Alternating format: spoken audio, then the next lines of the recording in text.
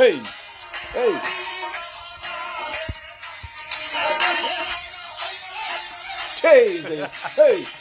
Hey. Bro, there's no place to start. This boxing weekend that's just happened, right? Cash, no money, Ali. What Ali. the fuck was that, bro? Kashif, tu kate. I think I speak from the whole Asian community. Indians, Pakistanis, whatever, yeah? Bang, yours, bro. He got the opportunity at that stage, in front of all those people, live on Sky Sports, to represent. He comes out to a bad boy tune. If people don't know, that's like coming out to Still Dre. Basically equivalent to Asian man coming out to Still Dre. That means you're going to fuck up some bass if you come up to that, yeah? And then he does that, bruv. Now that's just full-on embarrassment, basically. And like I'm saying, I feel strongly about it because there's a lot of like Asian boxers out there that's working hard to get the opportunity. And then he goes and does that, bruv. Kashif. Salah, bad, beef. Did he problem here? Why? We've been, like you say, yeah, Asian people everywhere would be watching that thing. Just like, literally, everyone would be like that. This mother. It's literally that. This mother. What are you doing? It's like you said, it's hard enough. You can just see it now, innit? This Asian man's like, yeah, finally, man's have got that platform. We out here. He said, come on, do your thing. Bruv, this motherfucker right here. What is this shit? He's out here biting people, bruv. You don't know Luis Suarez on man's, yeah? Luis Suarez in man's out here. Mad. It's actually, we laugh about it. And like you say, coming out to that tune, that's a statement. Because that's an OG right there. That's an OG's tune. You come out to an OG's tune and you do shit like that, bruv. If you're losing, you know you can't beat this dude, and you're thinking to yourself, you know what?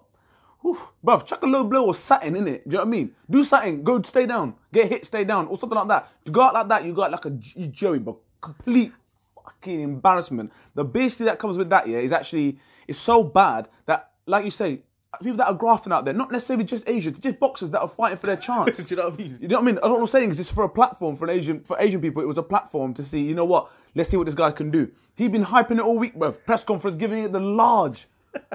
That's why I said beef goof, innit? That's what it is, bruv. Bishadam, beef goof. You should deserve. That guy should never be boxing again. Bruv. That's what I'm saying. Like they were talking about, a rematch. I might want to box again. Listen, go back, put the white apron on, go to the meat shop, and go back to what you were doing. And calling out if man's lamb shoulder or lamb leg. Bro. That's it, man. Just go back to doing that because it's finished for you. I unfollowed immediately, bro. I don't want to be associated with people like that. That is a full-on embarrassment. And what we want to say using this platform, as the whole Asian community, we ain't backing none of that, bruv. Finished, dead. But now, if we move into the fight, right? Moving to the fight. Now, first of all, he weren't even doing that too bad. Even after that fight, if he lost that fight, he could have probably got more fights after it. He could have got another opportunity to fight on Sky. Exactly. Bruv, you're fighting on Sky. You're fighting on Sky. Bruv, it's not Star Gold, bruv.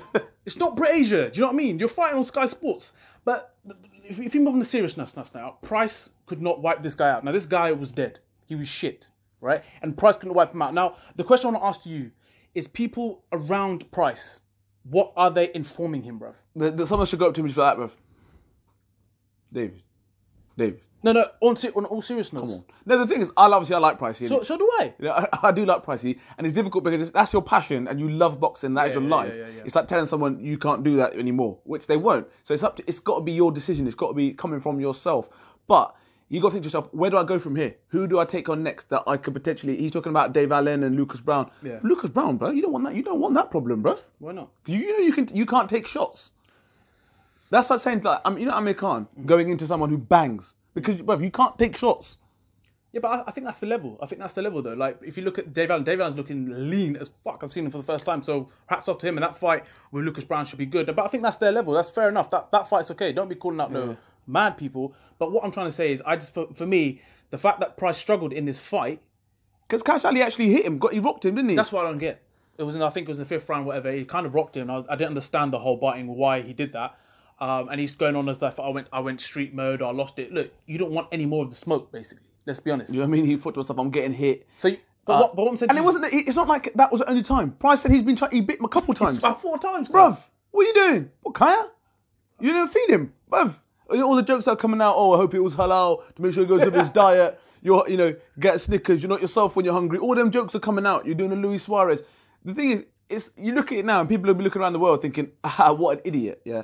That's what people will be thinking. But like I said, it goes deeper than that. Look at these guys that are out there grafting for the opportunity. The opportunity of a lifetime.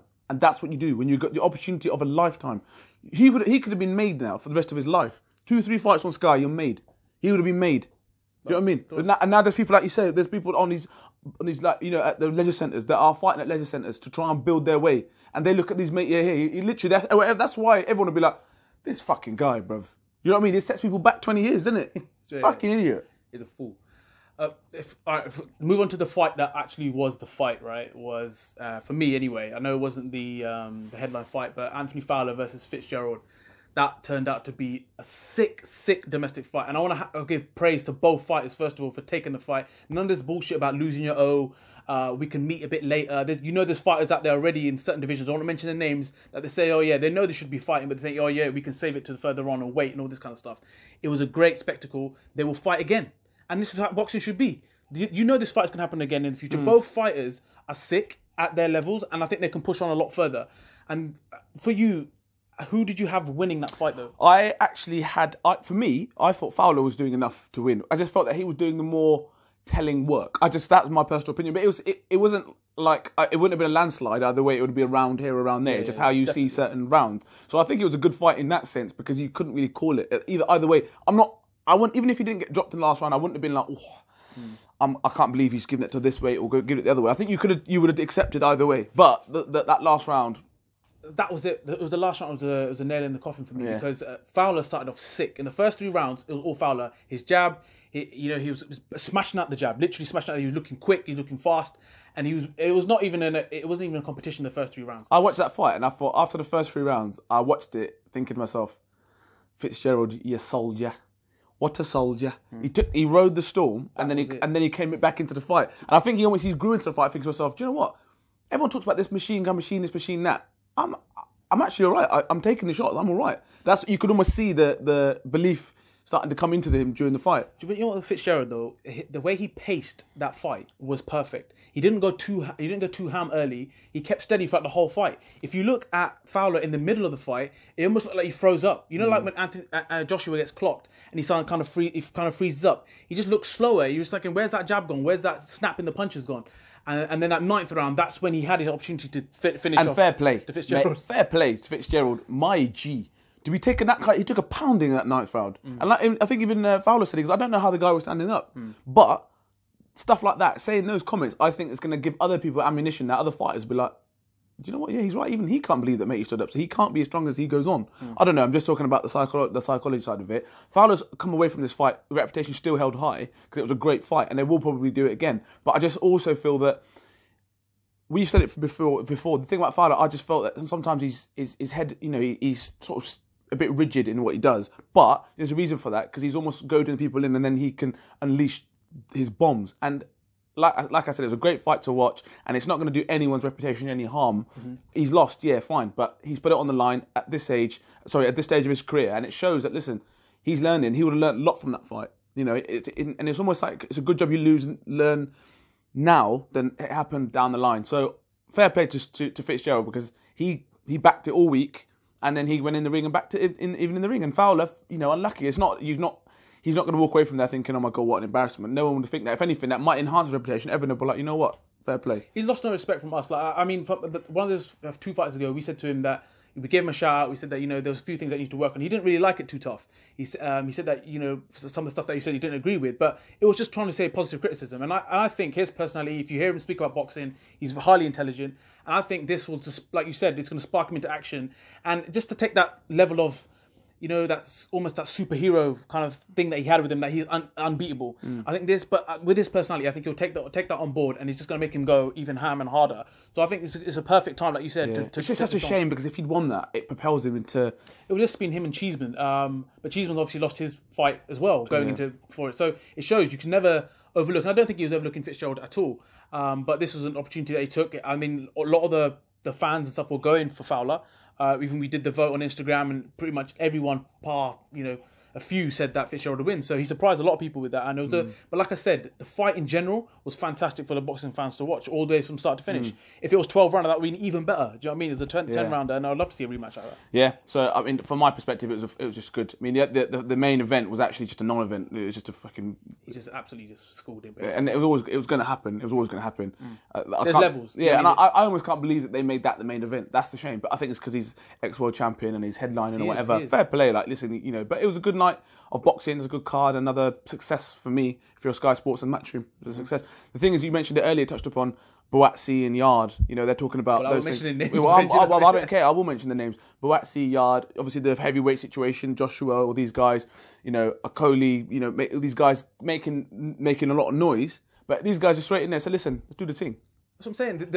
The whole perception, the mindset's got to change. Like the whole UFC thing. Zeros don't mean shit. I'm sorry, defeats don't mean shit.